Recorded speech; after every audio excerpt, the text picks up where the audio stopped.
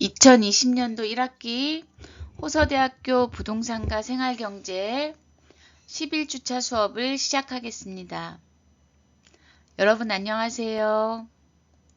코로나로부터 여러분의 건강을 잘 지키고 계시죠? 이제 5월도 막바지에 이르고 있습니다. 이번 학기 여러분과 직접 얼굴을 보고 수업하지는 못하지만 마지막까지 우리 열심히 함께 공부해 보죠.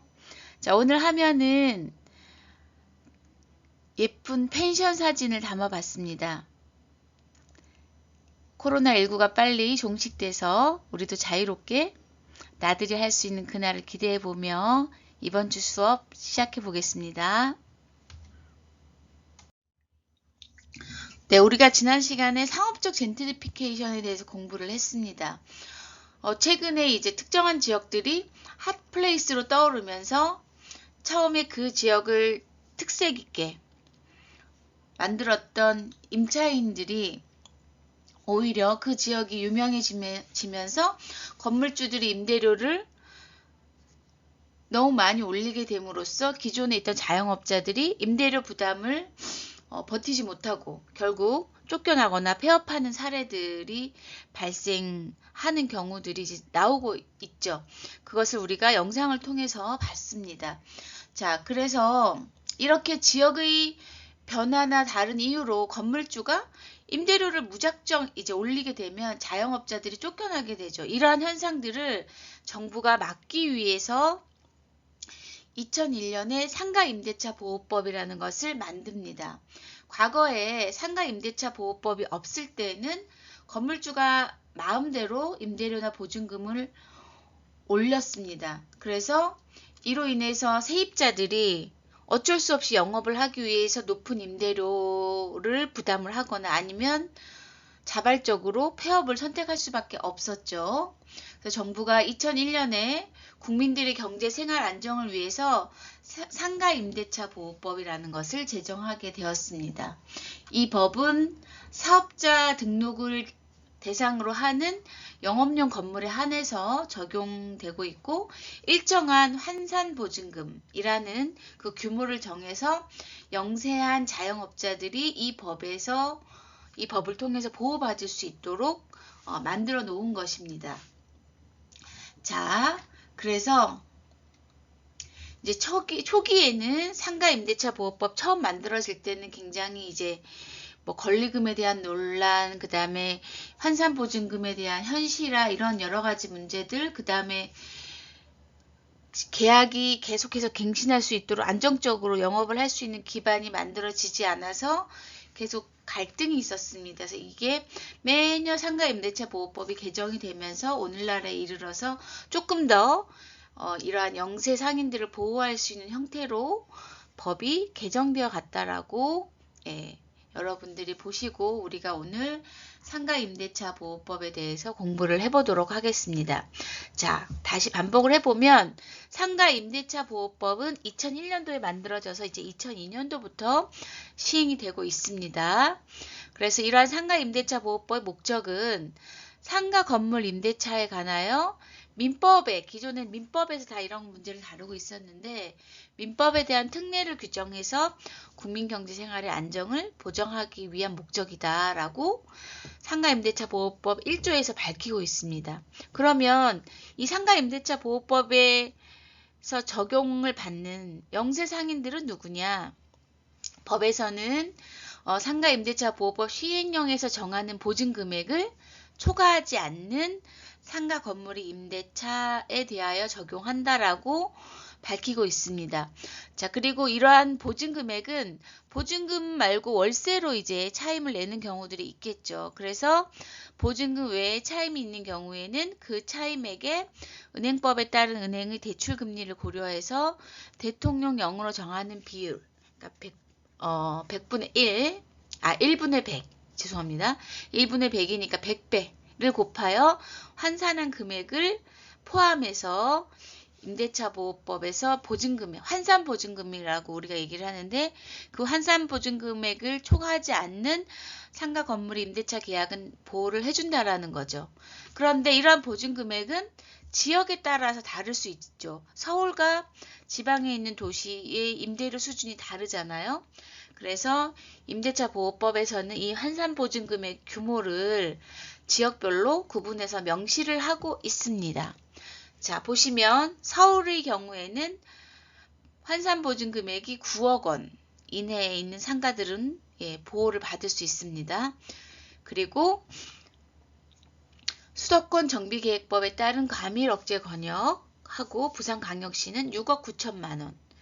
그리고 광역시, 우리 울산, 대전 이런 광역시와 세종특별시, 파주시, 화성시, 안산시, 용인시, 김포시, 광주시는 5억 4천만 원, 그 밖의 지역은 보증금액이 3억 7천만 원인 경우까지 이 상가임대차 보호법에서 우선 변제 이런 것들을 보호받고 있습니다. 자, 여기서 여러분이 모르는 게 나왔네요. 과밀억제 권역이 무엇인지 잠깐 설명하고 다시 우리 상가임대차 보호법 설명하겠습니다. 자, 과밀억제 권역이라는 것은 수도권 정비계획법 제6조에서 규정을 하고 있는 것인데요.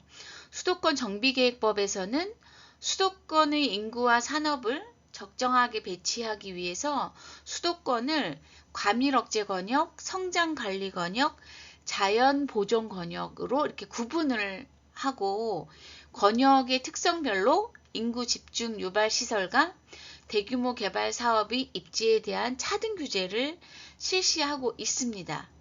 수도권 정비계획법이라는 것은 1981년도에 제정이 이제 됐는데 너무 수도권으로 이제 과도하게 인구나 산업시설들이 집중되다 보니까 이러한 수도권에 밀집되는 인구와 산업의 적정한 배치를 유도해서 수도권이 좀 균형 있게 발전할 수 있도록 법을 통해서 규정을 한 거죠. 자, 그래서 이 수도권 정비계획법 안에서는 수도권 전체를 3개의 권역으로 나뉘게 되어 있어요. 자, 그래서 과밀억제 권역이라는 것은 인구와 산업이 지나치게 집중되었거나 집중될 우려가 있어 이전이나 정비할 필요가 있는 지역. 그러니까 결국은 과밀이 너무 심해서 이걸 통제하겠다라는 지역이고, 성장관리 권역은 과밀억제 권역 밖에 있는 이 지역으로 과밀억제 권역으로부터 이전하는 인구와 산업을 이 해당 지역으로 유치할 수 있도록 관리하는 지역들이겠죠. 그래서 보면 과밀억제 권역 밖에 있는 지역들을 이야기합니다. 그리고 자연보존 권역은 한강 수계의 수질과 녹지 등의 자연환경을 보존할 필요가 있는 지역, 아직 덜 개발된 지역들을 이야기한다라고 보시면 되겠지요. 이 지도는 2019년 지도라서 약간 다를 수 있습니다. 이렇게 나뉘는 지역을 이렇게 수도권을 3개로 나누는 것을 이야기하는데, 자, 앞으로 잠깐 다시 돌아가 보면 이제 아까 과밀억제 권역의 경우에 인구와 산업이 집중되어 있다 보니까 아무래도 이 환산 보증금이 높을 수밖에 없겠죠. 자, 이렇게 해서 구분을 했다라고 보시면 되겠습니다. 자, 그래서 과밀억제 권역은 서울을 포함해서 우리가 알고 있는 수도권에 발달되어 있는 지역들을 이야기합니다. 이게 2020년 5월 기준으로 발표되어 있는 과밀억제 권역이에요. 자, 그리고 이 중에는 인천광역시를 하더라도 덜 개발되어 있는 광화나 웅진 이런 지역들은 성장관리 권역으로 분류되어 있습니다. 그리고 이외 나머지 지역들 중에 이제 성장관리 권역으로 이렇게 구체적으로 적용이 되고 있고요. 이 지역들을 구분해서 환산보증금, 상가임대차 보호법에서 규정하고 있는 환산보증금의 규모도 달라지고 있다는 것입니다. 자, 그래서 상가임대차 보호법으로 다시 돌아가 볼까요?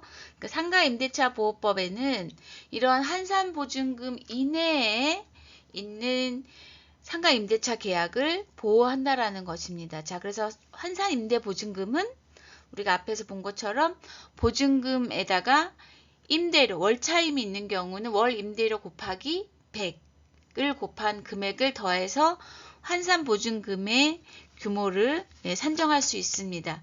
그리고 이 환산 보증금은 지역에 따라서 차등을 준다라고 말씀드렸어요.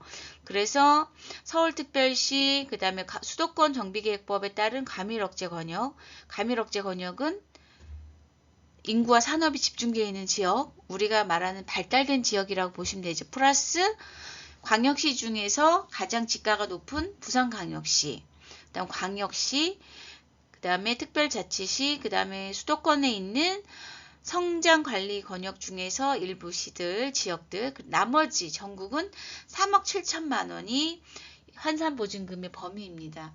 실제로 이러한 상가 임대차 계약의 많은 포션들이 환산보증금 안의 규모에 들어와 있다라고 보시면 됩니다. 자, 그러면 이러한 상가 임대차 보호법에 보호를 받을 수 있는 환산보증금 이내에 있는 이 계약을 한 임대차 계약을 한 임차인들의 경우에 어떠한 보호를 받을 수 있는지 하나씩 알아보도록 하겠습니다. 자, 이와 같이 환산보증금이 상가 임대차 보호법으로 적용받을 수 있는 임차인의 경우에는 상가 임대차 계약법 제10조의 규정에 따라서 계약갱신 요구권이라는 권리가 주어집니다. 자, 계약갱신 요구권이라는 것은 뭐예요? 내가 이 건물에서 장사를 계속할 수 있는, 그러니까 계약을 다시 체결해서 여기에서 쫓겨나지 않고 안정적으로 계속 영업을 할 수 있는 권리를 주장할 수 있게 해주는 거죠. 그래서 과거에는 이러한 계약갱신 기간이 5년만 보장이 되었는데 이러다 보니까 이제 어느 정도 상권이 활성화되고 가게가 안정화될 때 임차인들이 쫓겨나는 문제들이 생겼죠. 그래서 2018년 10월 6일 상가임대차 보호법 개정 이후에는 이러한 계약갱신 요구권의 10년 동안 보장을 받을 수 있습니다. 그래서 최초에 계약을 체결한 이후부터 10년을 초과하지 않는 범위 내에서 계약갱신을 요구할 수 있어요. 그래서 10년 동안 안정적으로 영업을 할 수 있다라는 거죠. 자, 그래서 이 계약갱신 요구권은 상가 건물에서 사업자 등록을 하고 주된 부분을 영업용으로 사용하는 경우에 적용되겠죠. 이것은 상가임대차 보호법에 적용받는 임차인의 범위와 동일합니다. 그래서 그런데 다 적용을 받는 게 아니라 법은 소급 적용이 안 되기 때문에 2018년 10월 16일 이후에 계약을 체결하거나 갱신된 임대차 계약부터 적용된다라는 한계가 있어요. 그 이전에 계약을 체결한 경우에는 임대인이 거절을 해도 구제가 받지 못하는 법적 이런 한계들은 존재하고 있습니다. 자, 어쨌든 최초 임대차 기간을 포함해서 10년을 초과하지 않는 범위 내에서 계약갱신을 요구할 수 있습니다. 자, 그래서 이 법에 따라서 임대인은 임차인이 계약기간이 만료되기 6개월 전부터 1개월 전 사이에 갱신을 요구할 경우에 정당한 사유가 없는데 이를 거절하는 경우에는 법적으로 처벌받을 수 있어요. 그런데 임대인의 경우에도 불가피하게 임차인의 갱신 요구를 거절하는 경우가 있겠죠. 예를 들어서 임차인이 건물을 훼손했거나 이런 경우에.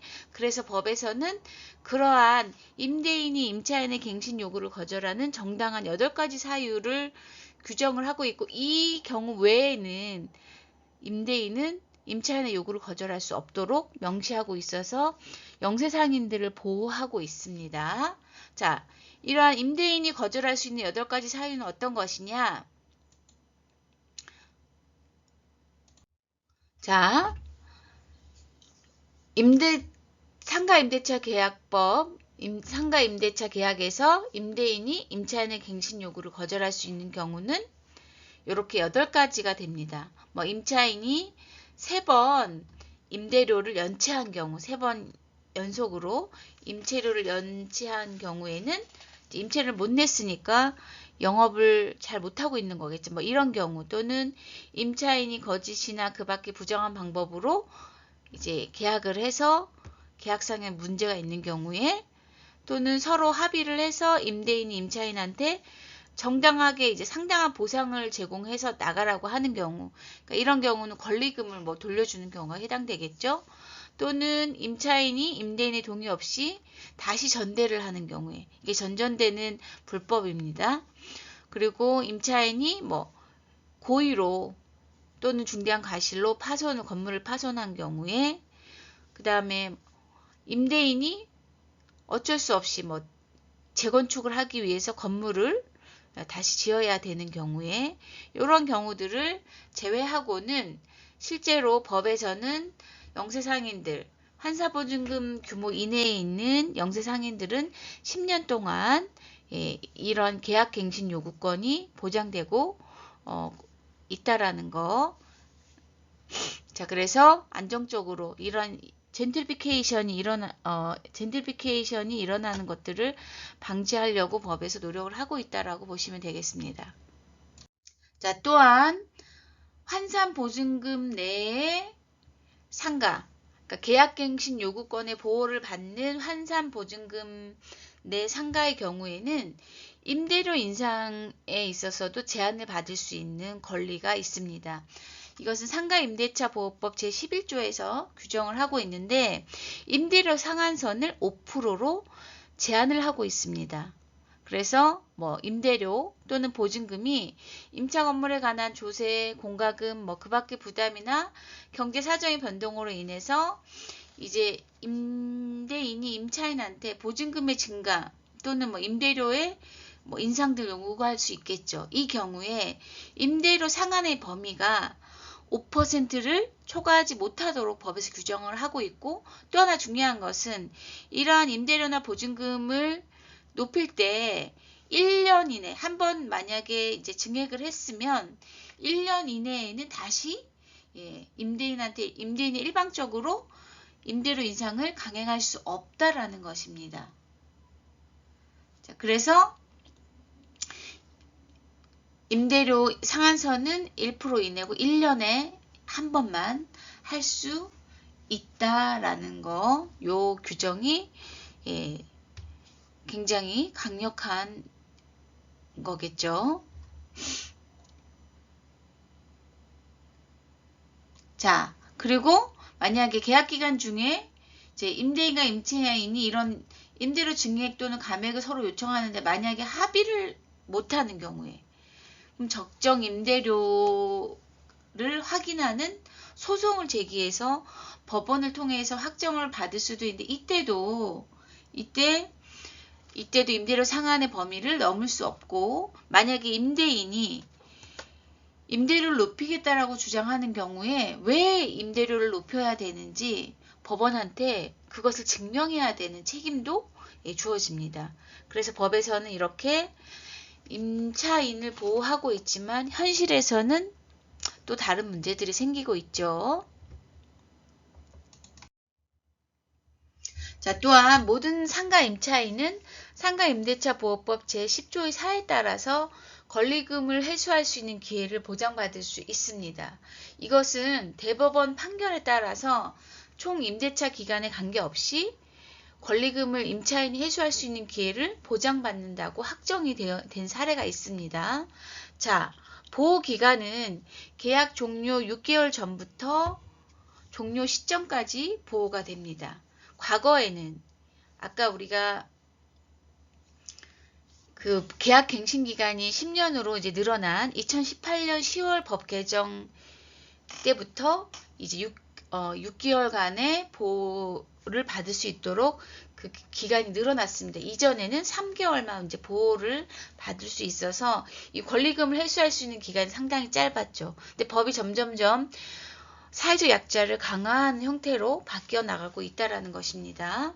그래서 임차인은 이 계약 종료 6개월 전부터 종료 시점까지 권리금 계약에 따라서 임대인에게 이제 새로 임차인을 이제 데리고 와서 이 임차인으로부터 권리금을 지급받는 것을 이제 만약에 임대인이 특정한 이유 없이 계약 체결을 거부한다라고 하면 이제 임대인은 임차인한테 권리금 손해배상을 요구할 수 있습니다. 자, 그리고 법에서는 임대인이 이 권리금을 회수하는 방해 행위 4가지를 명확하게 규정을 하고 있습니다. 그래서 여기 여러분이 화면에 보시는 바와 같이 임차인이 주선한 신규 임차인이 되려는 자에게 권리금을 요구하거나 임차인이 주선한 신규 임차인이 되려는 자로부터 권리금을 임대인이 직접 수수하는 행위, 또 임차인이 주선한 신규 임차인이 되려고 하는 자로 하여금 임차인에게 권리금을 지급하지 못하도록 막는 행위도 문제가 되겠죠. 그리고 신규 임차인한테 고액의 임대료를 요구하는 경우, 그러니까 임대료 기존보다 높여가지고 임대 계약을 막으려고 하는 경우겠죠. 그리고 정당한 사유 없이 임대 계약 체결을 거절하는 행위가 임대인의 방해 행위에 해당됩니다. 자, 그래서 만약에 이렇게 임대인이 권리금 회수를 막는 경우에 그러면 임차인은 권리금 손해배상 청구 소송이라는 것을 할 수 있습니다. 그리고 이제 이런 실제 소송 과정에서 임차인이 승소 판결을 받기 위해서는 법에서 정한 이러한 임대인의 방해 행위에 해당되는 증거들을 모아야 되겠죠. 그런데 실제로는 권리금 소송을 하는 경우에 임차인이 패하는 경우들이 굉장히 많습니다.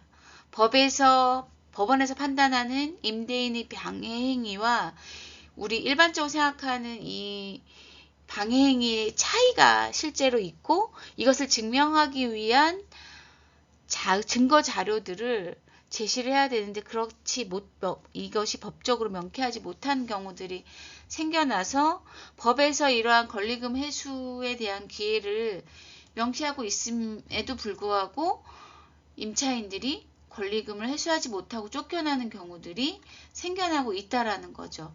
자, 그와 관련된 영상을 하나 보도록 하겠습니다. 가게를 인수할 때 상인들끼리 권리금을 주고받죠. 장사할 수 있는 권리를 돈으로 사는 건데 이게 상당한 목돈이 됩니다. 그런데 이 권리금을 돌려받지도 못하고 가게를 비워야 하는 자영업자들이 잇따르고 있는데요. 어찌 된 사연인지 손은혜 기자가 취재했습니다. 상가를 빌려 고깃집을 운영했던 이상대 씨. 건물주가 4년 사이 임대료를 2배로 올리면서 재계약을 포기했습니다. 경기도 안 좋은 상태에서도 매년 임대료를 상승을 하니까 장사하기가 상당히 힘들었죠. 이 씨는 권리금 일부라도 챙기기 위해 1억 5천만 원이던 권리금을 절반 이하로 깎아 겨우 후임자를 구했습니다. 그러나 건물주와 갈등이 계속되며 계약은 무산됐고 권리금을 받을 길도 사라졌습니다. 권리금 주고 들어가서 이렇게 찾아오지도 못하고 하니까 정말 힘들죠. 이 음식점 사장은 영업 5년 만에 새 건물주를 맞았습니다. 바뀐 건물주가 리모델링 시 조건 없이 나가고 권리금을 주장할 수도 없다는 조건을 달자 후임자를 찾기 어려워졌고 결국 권리금을 포기한 채 가게를 비워야 했습니다. 이런 조건을 받아서 오케이 해서 할 사람은 아무도 없잖아요. 계속해서 장사를 하고 싶었지만 그렇게 할 수가 없는 게 너무나 보였고. 건물주는 새 임차인에게 고액의 보증금을 요구하는 식으로 기존 임차인의 권리금 회수를 방해해선 안 됩니다. 하지만 권리금 회수를 의도적으로 방해할 만큼 현저하게 임대료를 올렸느냐, 이 기준이 애매하기 때문에 임차인들이 피해를 보는 경우도 많습니다. 건물주가 방해가 되는 것이 판단하기가 너무나 어렵고요. 그러니까 법의 기능이 사전에 분쟁을 예방해주는 기능이 있는데 법을 보고도 분쟁이 예방이 안 되는 겁니다. 지난해 서울시에 접수된 상가 임대차 분쟁 원인 1위는 권리금 다툼이었습니다. KBS 뉴스 손은혜입니다.